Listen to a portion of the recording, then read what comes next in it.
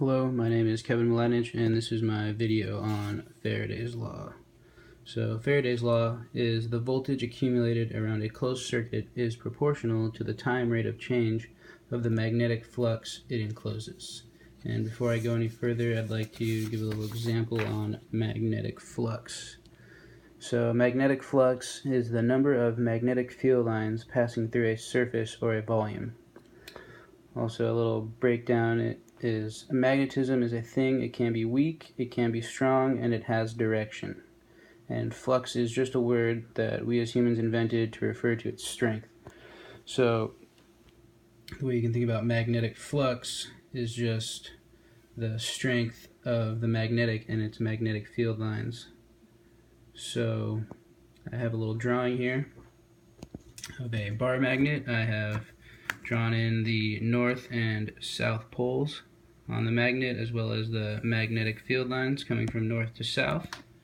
And so what I've done here is I've drawn a surface, or a little area, a little surface right here, and as you can see, we have a large amount of magnetic field lines passing through this surface. So for this surface we would have a large magnetic flux, or a dense magnetic flux, you could say, or a strong magnetic flux.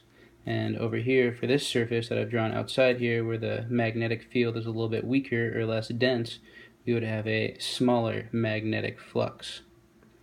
So the way you could think about it is that the magnetic flux has to do with the area of this surface as well as the density or the strength of the magnetic field lines.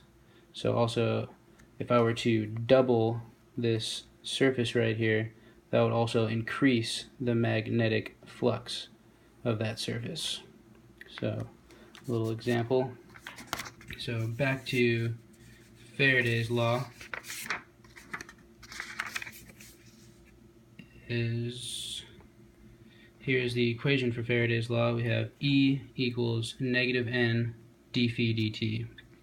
And I'm going to go ahead and tell you what all those are. Our E is our electromotive force, which is just our voltage induced in the circuit, and the EMF is just a voltage that's developed by any source or electrical energy inside that circuit. So, and that is in units of volts. Also, we have N, which is our number of turns in the coil, which is unitless, it's just a constant. And we have our magnetic flux, which I just kind of described, and that is in units of Webers, which is also can be referred to as volts seconds. And we have time, which is in seconds, and our little negative sign in front of the N, which is just to remind us of Lenz's law, which is that our voltage induced, our EMF, will basically repel our voltage source. It wants to not allow change, basically.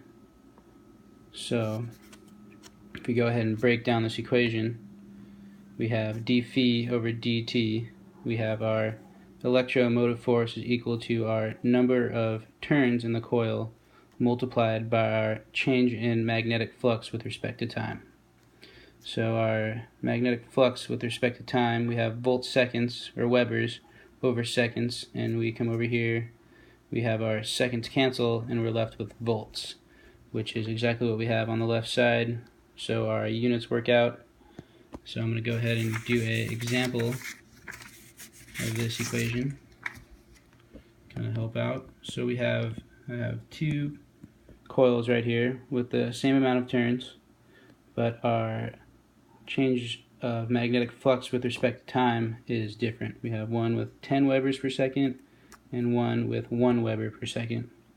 So if we go ahead and to plug these two numbers into our equation, we would get that the coil on the left would have a EMF, or induced voltage, of 70 volts, and the one on the right would have an induced voltage of 7 volts.